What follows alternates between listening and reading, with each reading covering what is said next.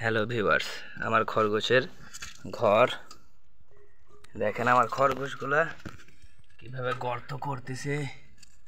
এই গর্তের ভিতরে খরগোশগুলা হয়তো বা বাচ্চা দিবে।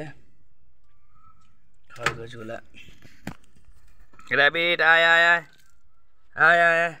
এই যে খরগোশগুলা এখানে বাচ্চা দেওয়ার সম্ভাবনা আছে, কারণ সবগুলা বাচ্চা খরগোশ বড় হয়ে গেছে। এই যে খরগোশের ঘরগুলা এই গর্ত করতেছে, এখন প্রতিনিয়তই গর্ত করতেছে। গর্ত করে এইটার ভিতরে খরগোশগুলা বাচ্চা দিবে হয়তোবা। এতই গরম পড়তেছে আজকে, গরমের চোটে খরগোশগুলা দেখেন কিভাবে শুয়ে আছে।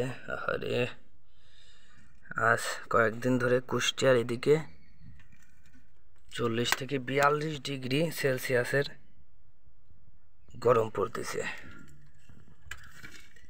গরমের ভিতরেও খরগোশগুলা কি কষ্ট করতেছে, গর্ত করতেছে। গর্ত করে এখানে মনে হয় বাচ্চা কাচ্চা উঠাইতে পারে খরগোশগুলা হয়তোবা।